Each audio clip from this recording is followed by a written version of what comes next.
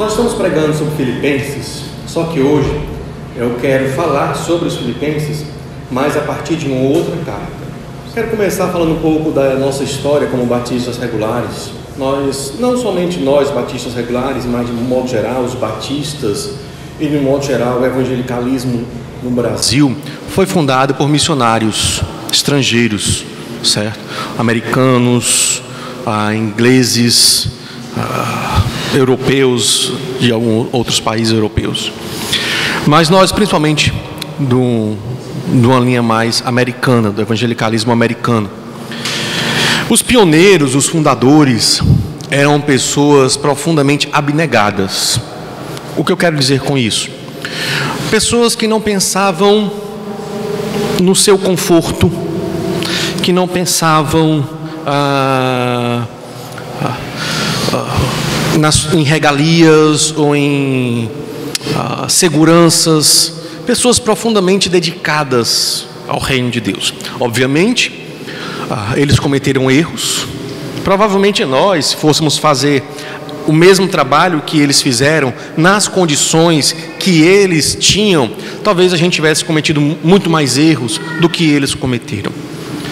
O fato é que esses missionários, eles quando vieram para o nosso país, eles dedicaram-se totalmente, dedicaram seu tempo, dedicaram suas vidas, dedicaram sua paciência, com muitos brasileiros, né, difíceis de lidar, e investiram pesado em nós.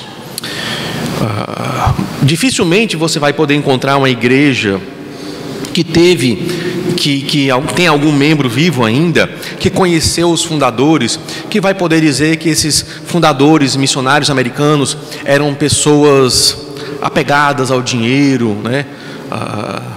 Mão de vaca, né? Canguinha, né?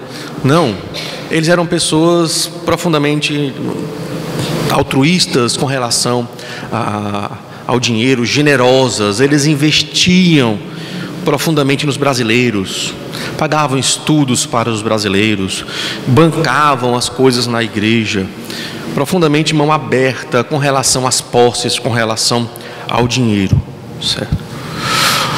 Era de se esperar que a igreja ou as igrejas que eles fundaram também fossem assim.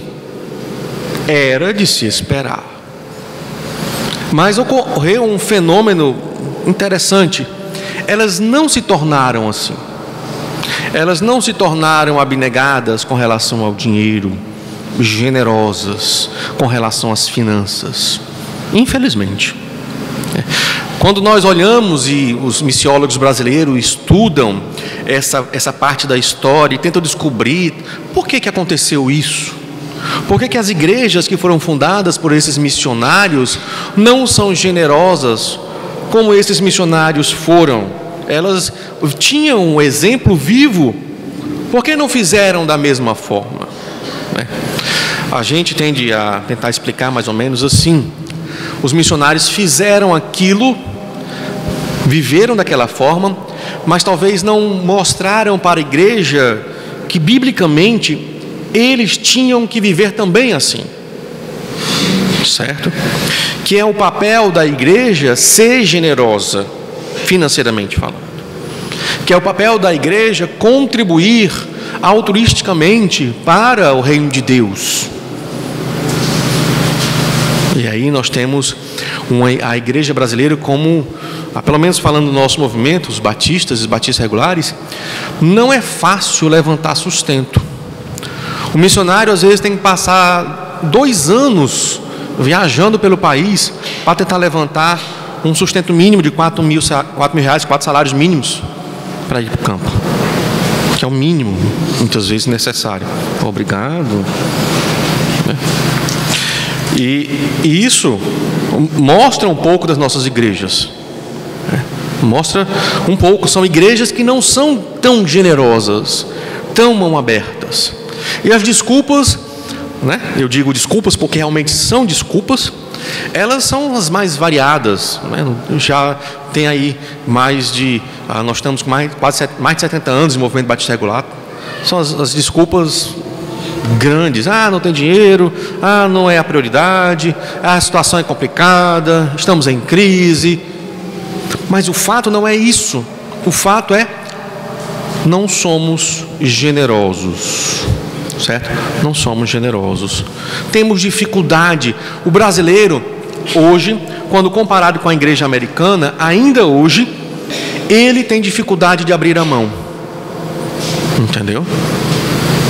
Por isso que alguns missionários brasileiros tendem a levantar sustento também nos Estados Unidos, porque algumas igrejas são bem mais generosas, né? O perfil bem mais generoso do povo americano do que nós brasileiros. Nós somos ainda muito apegados ao dinheiro, muito presos ao dinheiro. E eu quero hoje à noite apresentar para vocês a visão, eu creio que é a visão bíblica, dessa questão de sustento da obra missionária, de sustento de uma situação como essa que nós vimos em Moçambique, né? Alguns, quando a gente começa a mostrar fotos missionárias, alguns irmãos às vezes ou falam baixinho ou talvez falam na sua mente: lá vem essa história de pedir dinheiro de novo, essa igreja só sabe pedir dinheiro. Quando você pensa assim, você simplesmente está mostrando quem é o Deus do seu coração. Quem é o seu Deus? Certo? O seu Deus é bem diferente do Deus da Bíblia. É bem diferente. Ok? Então eu quero mostrar para você hoje que o dar espontaneamente é um dos maiores privilégios para a igreja, para nós como crentes. E quero falar isso a partir de 2 Coríntios capítulo 8. Nós vamos ler do versículo 1 até o versículo 9.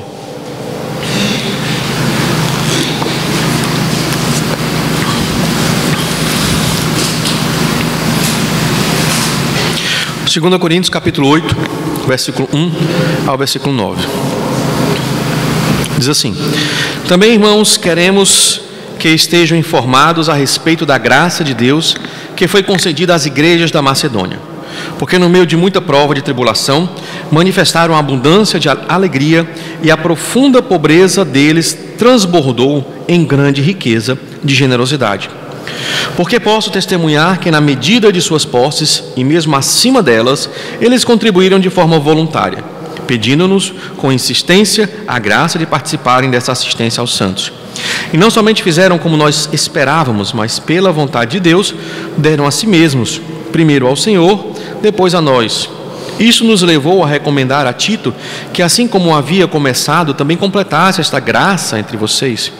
Mas como em tudo vocês manifestam abundância, na fé, na palavra, no saber, em toda a dedicação e em nosso amor por vocês, esperamos que também nesta graça vocês manifestem abundância. Não digo isso na forma de mandamento, mas para provar se o amor de vocês é sincero, comparando com a dedicação de outros. Pois vocês conhecem a graça do nosso Senhor Jesus Cristo, que sendo rico, se fez pobre por amor de vocês, para que por meio da pobreza dele, vocês se tornassem ricos. Vamos orar. Senhor Deus, amado Pai, pedimos a Ti nessa noite que Teu Espírito Santo abra nossas mentes, nossos corações, para entendermos, para compreendermos a Tua palavra, toda a riqueza dela. Essa é a nossa oração em nome de Jesus. Amém, Senhor. O contexto aqui é que Paulo está levantando uma oferta para os irmãos de Jerusalém que estão passando necessidade, estão passando fome, né? Não foi premeditado, né? Mas casou certinho, né? Nós estamos falando dentro também de um contexto de irmãos da igreja de Moçambique que está passando necessidade, que está passando fome. E eu estou fazendo aqui as vias do apóstolo Paulo, tentando convencer a igreja de que uma das melhores coisas que a igreja pode fazer hoje é mandar essa oferta para os irmãos da igreja de Moçambique, certo? E Paulo está tentando fazer o mesmo para a igreja de Corinto, tentando convencer a igreja de Corinto que eles têm que fazer essa oferta, completar a oferta. Ela começou, mas parece que parou, ficou aí pelo meio do caminho. Então ele manda Tito, termina a coleta da oferta para enviar para a igreja de Jerusalém, que os irmãos de Jerusalém estão passando necessidade. Para fundamentar o seu argumento, o apóstolo vai usar como exemplo a igreja da Macedônia e o Senhor Jesus Cristo, certo? Então, vamos começar como ele define essa situação.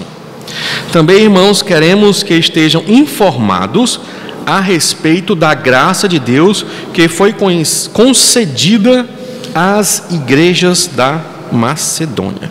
Então, veja, a primeira coisa aqui é entender como o apóstolo Paulo, que também está expressando aqui o entendimento de Deus, como é esse entendimento de ofertar, como é o entendimento bíblico de participar financeiramente da obra de Deus.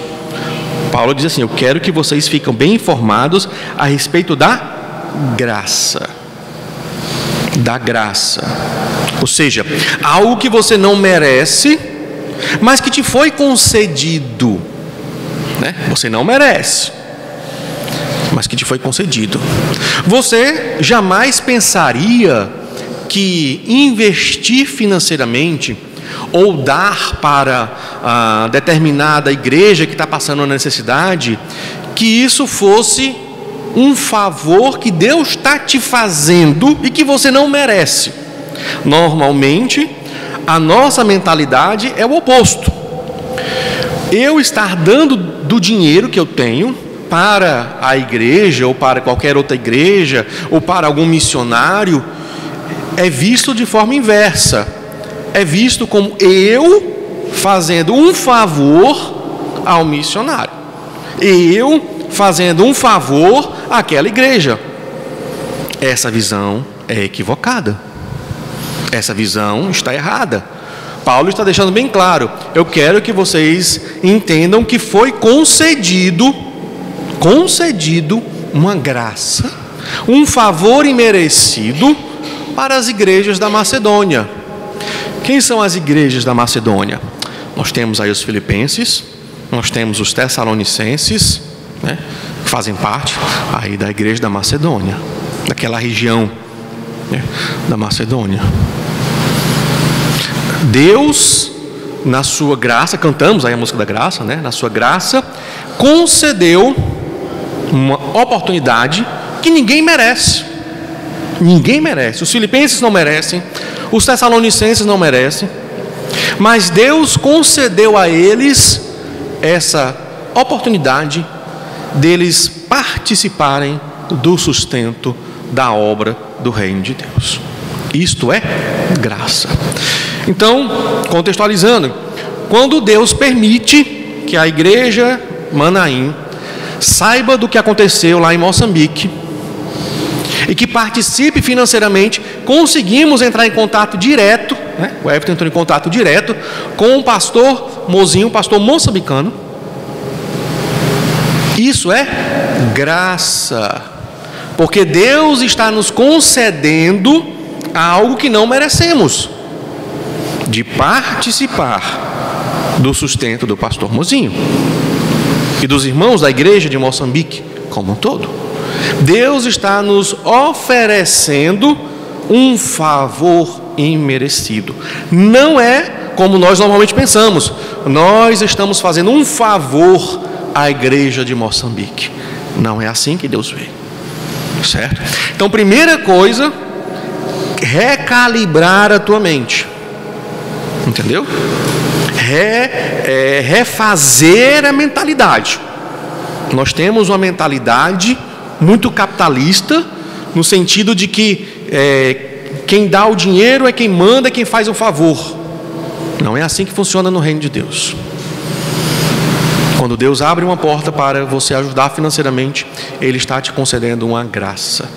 Você não merece, nem eu mereço, participar financeiramente do sustento, do avanço do reino de Deus. E aí ele vai explicar a situação do pessoal da Macedônia. Ele vai dizer, ele vai contextualizar para a igreja de Corinto entender, né? Paulo quer tocar bem digamos assim, nessa mentalidade. Parece que os coríntios eram um pouco apegados ao dinheiro. Porque no meio de muita prova de tribulação, manifestaram abundância de alegria, E a profunda pobreza deles transbordou em grande riqueza de generosidade. Preste atenção que Paulo trabalha aqui com antônimos. Olha, ele vai dizer assim: muita tribulação normalmente gera tristeza, mas Paulo vai dizer, para os macedônios gerou muita alegria. Paulo fala isso lá em Filipenses, quando ele diz que aprendeu a viver em toda e em qualquer situação. Entendeu? Tudo posso naquele que me fortalece. Então não são os fatores externos que vão pautar a alegria do cristão. Não é. Nós permanecemos alegres independente dos fatores externos. Então mesmo na situação de perseguição, de tribulação intensa, tanto os tessalonicenses como os filipenses passaram por isso, eles permanecem alegres, porque o que os sustenta não é nada externo, o que os sustenta é o Senhor Jesus Cristo, certo? É o Senhor Jesus Cristo. E não apenas isso, ele fala da profunda pobreza, ou seja, a profunda pobreza, ela gera o quê? Grande riqueza de generosidade. Aqui é um superlativo, é algo bem... Riqueza de generosidade já é uma maneira de falar, uma maneira superlativa, mas ele coloca algo mais intenso: grande riqueza de generosidade, certo? E a ideia aqui é muito clara, né? Paulo está querendo desconstruir qualquer argumento, qualquer desculpa que a igreja dos Coríntios possa lançar para não dar a oferta. Nossa vida é muito aperreada, nossa vida é cheia de tribulação, a gente não tem tempo nem para viver direito. Paulo diz: os irmãos da Macedônia são mais atribulados que vocês e vivem alegres. Mas nós somos muito lisos, o dinheiro aqui é contadinho, é a ração do dia.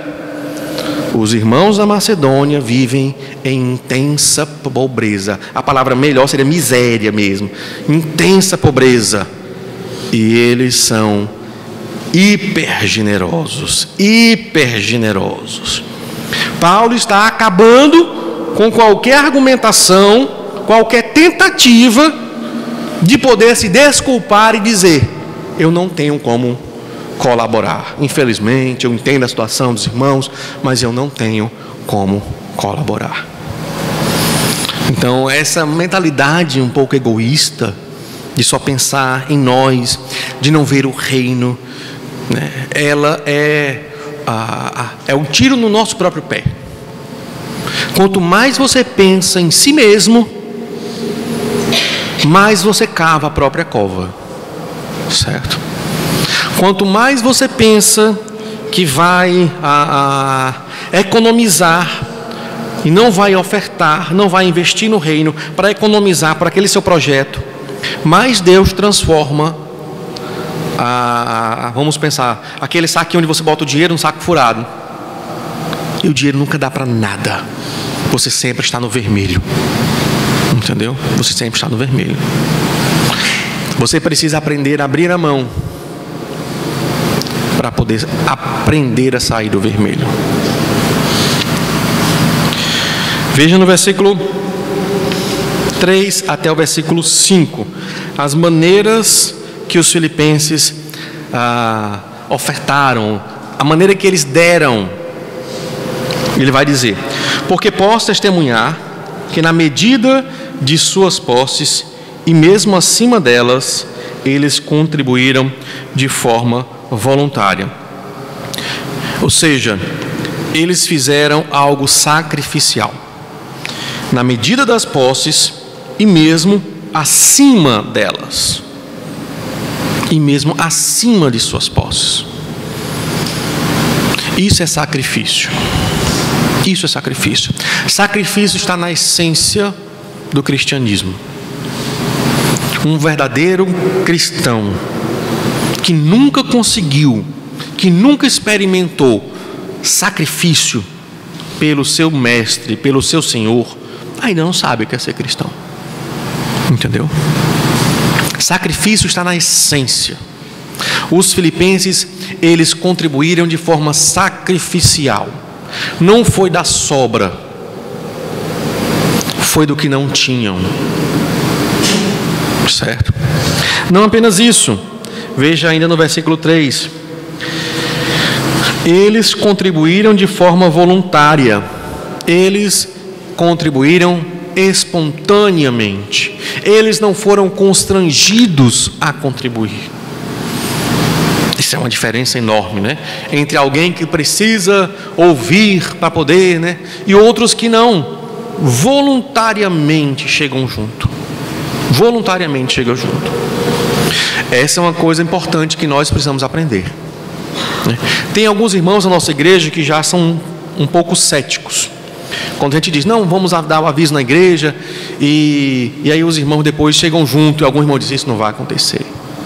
Tem nem perigo disso acontecer. Até quando é uma coisa do próprio interesse da igreja, o retiro, por exemplo, né? Os irmãos vão ter um momento de relaxamento espiritual, ouvir pregações e aquela comunhão. Aí os irmãos voltam, é um pedacinho do céu e tal. Mas olha o sufoco. Precisa de 50 pessoas para poder conseguir a casa. Só chegaram a 25. E todo domingo você vem falando. Até isso é difícil. As pessoas chegarem junto, né? Imagine se você chega, não, nós estamos com um irmão que precisa de uma oferta urgente hoje, depois procure o Everton, que é o de missões, e dê para ele o dinheiro que ele vai mandar para o irmão. Quantos será que aparecem? Temos aqui hoje uns 100 aí. Quantos será que apareceriam para chegar junto? Voluntariamente. Eu não boto a mão no fogo por vocês, não. Me perdoe a sinceridade. Mas os filipenses eram sinceramente voluntários. Não apenas isso, veja no versículo 4: pedindo-nos com insistência a graça de participarem dessa assistência aos santos. Outra maneira que os filipenses deram-se de si mesmos é porque eles eram insistentes. Veja, os filipenses entenderam que isso era uma graça. Eles perceberam, se é uma graça, eu tenho que ir lá, porque eu é que saio ganhando, né? Eu é que saio ganhando. Deus está concedendo uma graça. Por que eu vou perder? Deus está oferecendo uma graça para nós. Eu vou perder? Não. Os filipenses chegaram os filipenses, os tessalônicos, os macedônios, né? Chegaram para Paulo insistindo: nós queremos participar dessa oferta. Você já viu isso acontecer em algum canto? Eu nunca vi. De alguém querer insistentemente. É como se alguém chegasse lá para o pastor Mozinho: pastor Mozinho, eu quero lhe ajudar. Insistir com ele: por favor, me deixe te ajudar. Vou mandar para sua conta agora, me dê a sua conta. Eu quero lhe ajudar. Insistir, né? Ele vai até dizer: será que eu estou ficando doido? Isso está acontecendo mesmo? Alguém insistindo para contribuir financeiramente com o meu ministério? A gente fica até com o pé atrás. Só pode ser, né? Tem alguma coisa estranha aí. O brasileiro tem uma cisma, né? Será que quer me fazer de laranja? Tem algum golpe, alguma coisa, né? Quer passar a perna em mim? O brasileiro é sempre desconfiado. É difícil encontrar uma igreja que tem essa mentalidade. Insistir com o missionário, olha, Paulo diz, com muitos rogos, de participar dessa assistência aos santos. E Paulo define isso como, novamente, graça. Participar desta graça. E não apenas isso, versículo 5: e não somente fizeram como nós esperávamos, mas pela vontade de Deus deram a si mesmos, primeiro ao Senhor, depois a nós. Eles participaram não apenas financeiramente, mas eles participaram espiritualmente. Não é só o dinheiro, mas é estar junto, como eu falei nas outras vezes que eu expus Filipenses. É uma associação. O missionário e a igreja se tornam sócios no mesmo empreendimento. Então os filipenses entendiam isso.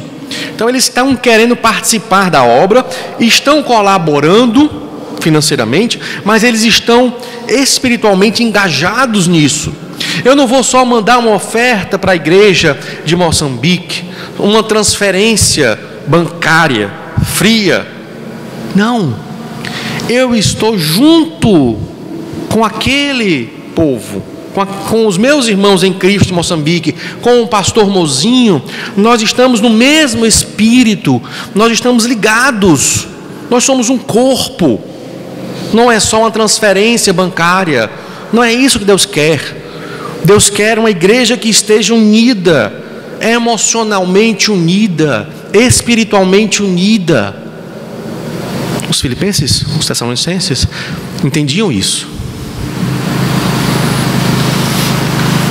Veja no versículo 6.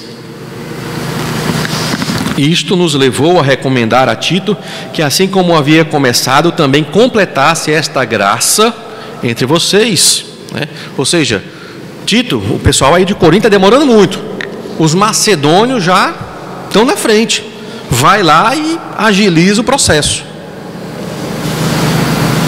Mas como em tudo vocês manifestam abundância, na fé, na palavra, no saber, em toda paulo e em nosso amor por vocês, esperamos que também nesta graça vocês manifestem abundância.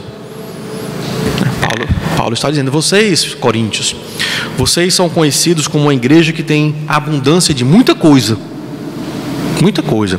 Vocês são conhecidos como uma igreja que tem muito conhecimento.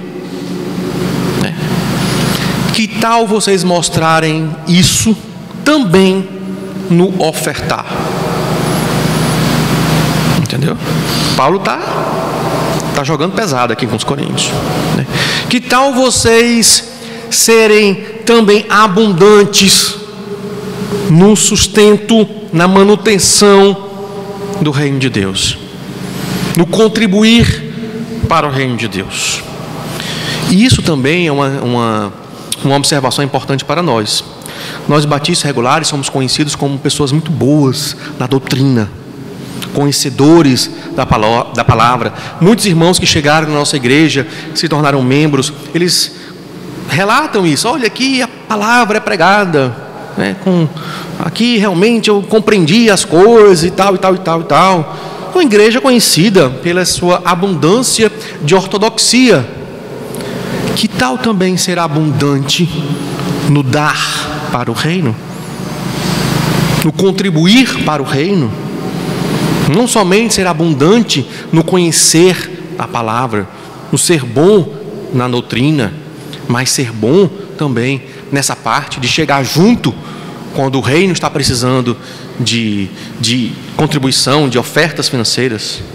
É isso que Paulo está dizendo para o pessoal aqui do Corinto. Paulo também deixa claro que isso não é um mandamento. Não digo isso na forma de mandamento. Não é uma ordem de Deus. Não é um mandamento divino. Não quer dar, não dê, né? Ninguém está obrigando ninguém a dar. Contudo, mas para provar se o amor de vocês é sincero, comparando com a dedicação de outros. Contudo, quando algo como isso acontece, essa calamidade na igreja de Moçambique, e a igreja não chega junto, isso é um momento de prova. Deus está dizendo para nós: esse é o momento que vocês vão ser provados, para saber o quê? Se o amor de vocês por mim é sincero, como o dos filipenses é. Entendeu? O que está em jogo é o nosso nome. Nós somos realmente seguidores de Jesus Cristo? Ou somos seguidores de Mamon? Do dinheiro, da avareza? Entendeu? É importante que a gente veja a situação que é colocada. É um momento do teste. O nosso amor é sincero ou não? Ou nós cantamos: tua graça e tal é melhor, tal. Na hora da prova, Não, eu tenho compromissos, eu tenho aquilo, cada um vai para... É sério. E aí, Paulo vai dar a segunda ilustração, digamos assim, que é o Senhor Jesus Cristo. O segundo exemplo. Primeiro, a igreja da Macedônia, que chegou junto, e agora o Senhor Jesus Cristo, no versículo 9.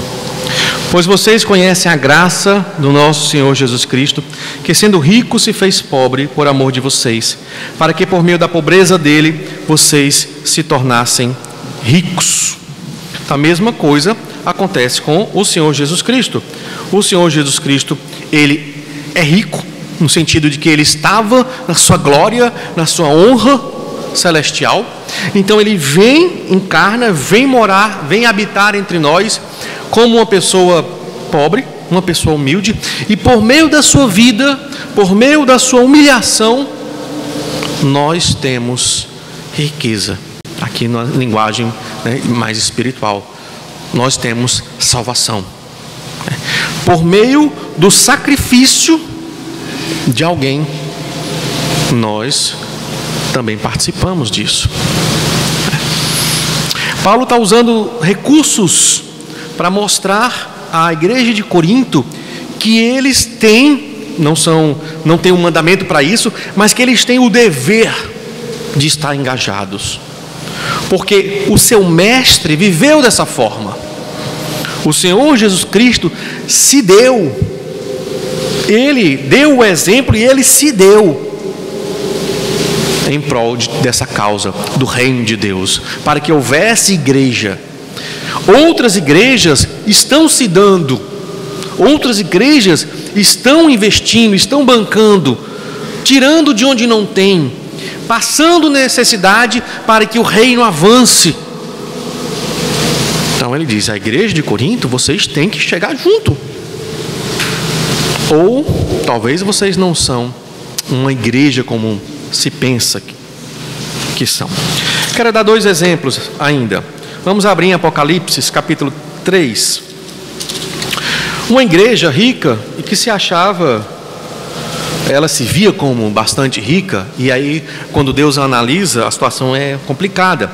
Apocalipse 3:17, lá para Laodiceia, o Senhor Jesus diz assim: você diz, sou rico, estou bem de vida e não preciso de nada, mas você não sabe que é infeliz, sim, miserável, pobre, cego e nu. Então há situações de igrejas que acham que estão bem de vida, quando são analisadas à luz do mestre, daquele que sonda os corações, daquele que é o dono da igreja, muitas vezes o veredito é crítico. Você não sabe, mas a verdade é que você é infeliz, você é pobre, você é miserável, você não tem nada. Um exemplo mais positivo está lá em Filipenses capítulo 4, quando Paulo fala da oferta que recebeu da igreja dos filipenses, uma igreja bastante pobre, bastante humilde. Veja no capítulo 4, versículo 10.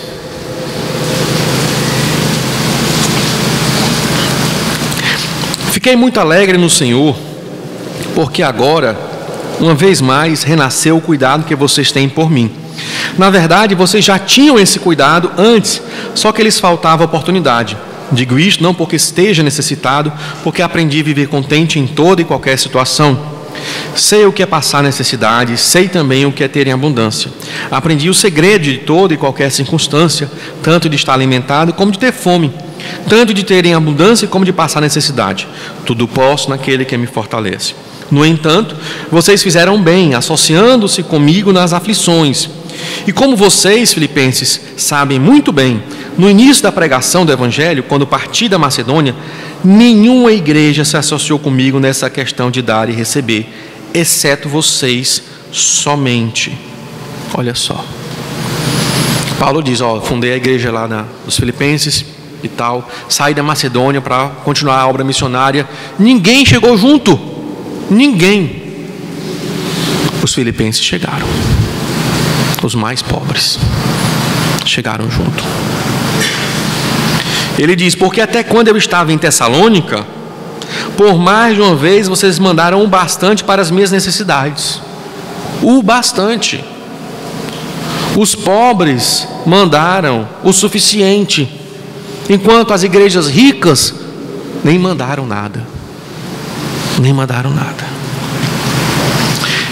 Olha o que ele diz no 17: não que eu esteja pedindo ajuda, pois o que realmente me interessa é o fruto que aumente o crédito na conta de vocês. Olha, opa, que é isso? Já tinha banco naquela época? Mas a linguagem é comercial.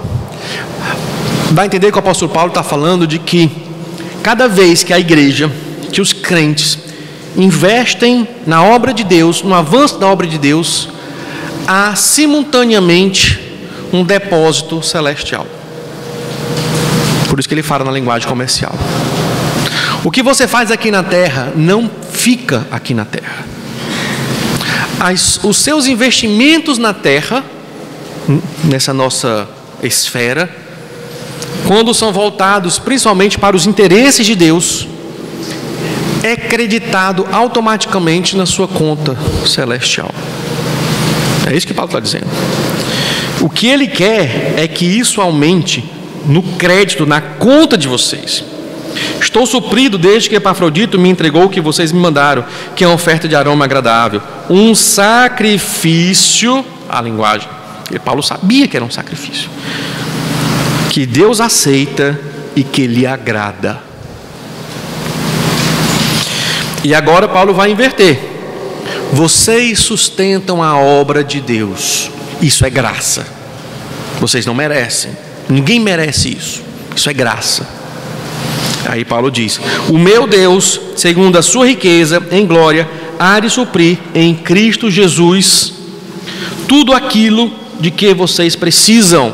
Olha a lógica que nós brasileiros ainda não entendemos.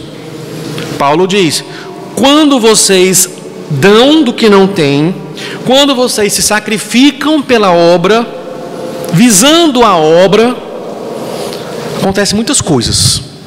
Primeiro, no âmbito celestial, a conta de vocês aumenta. Paulo fala de galardões em Coríntios, que nós vamos receber. Em alguns momentos ele fala de coroa da glória. Aqui ele fala de conta, de crédito. Ou seja, alguma coisa está acontecendo nas esferas celestiais de bom a nosso favor. Certo? Primeira coisa. Segundo, Paulo diz: você, da sua miséria, da sua pobreza, está sustentando a obra de Deus. Aí Paulo diz: Deus, na sua riqueza, vai suprir tudo que você precisa. Olha só. Mas é só quando isso acontece. Então o que às vezes a gente quer? A gente quer que Deus supra tudo o que nós precisamos, mesmo nós sendo avarentos, miseráveis que não é no sentido ruim, não dando nada para a obra de Deus. Quando dá é do que sobra, não fazendo nenhum sacrifício, e quer que Deus chegue junto, quer que Deus disse: não é assim que funciona, não é assim. Essa avareza é idolatria. Deus não pode abençoar um idólatra. O apego ao dinheiro é idolatria. Deus não pode abençoar um idólatra. Não vai abençoar um idólatra. Você não pode servir a dois senhores, porque vai se aborrecer de um.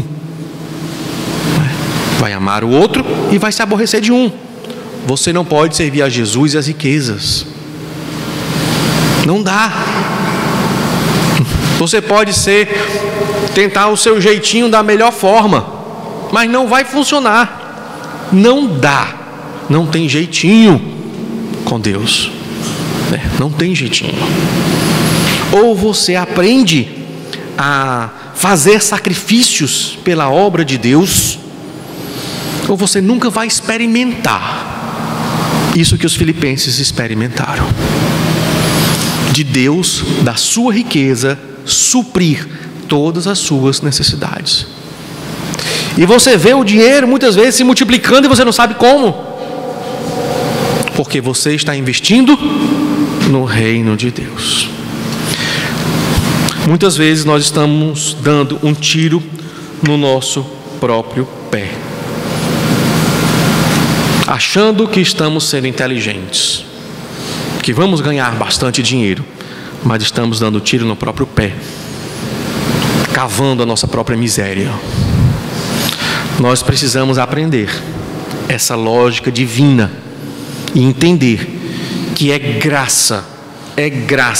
Deus está nos concedendo um favor imerecido de poder participar do sustento de missionários, levantar igrejas, ajudar irmãos que estão com suas vidas arrasadas, casas. Veja como o pastor Mozinho disse. Ele disse: o negócio aqui é uma coisa devastadora, mas eu estou alegre. A alegria de um crente não depende dos fatores externos, não está associada a fatores externos. E quando nós podemos participar disso, desta graça, nós somos abençoados, certo? Nós somos abençoados.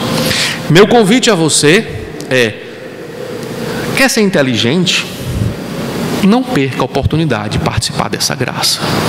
Eu, se fosse você, de alguma forma participaria dessa graça. Participaria dessa graça. Se você não pôde participar hoje, não veio preparado, eu botei no grupo, mas se você não veio preparado e está repensando, não deixe de participar. Só quem está perdendo é você. Querendo ser inteligente, você é o mais burro de todos. Pense nisso. Vamos orar e aí nós estaremos então encerrando. Senhor Deus, amado Pai, nós agradecemos a Ti, porque o Senhor é bondoso, é gracioso, e abre, Senhor Deus, infinitas oportunidades, onde podemos participar, onde podemos aprender, Senhor Deus, a depender de Ti, a ser enriquecidos, Senhor Deus, com a Tua glória, a podermos ver o Teu Espírito Santo atuando e podermos estar junto nesse crescimento da Tua igreja, um crescimento global, Senhor. Abre a mente do Teu povo para que eles percebam esse caminho, um caminho gracioso, um caminho de doação, um caminho de abnegação em prol do Teu reino, em prol da Tua glória. Que eles percebam como é importante isso na vida de cada crente. Essa é a nossa oração, em nome de Jesus. Amém, Senhor.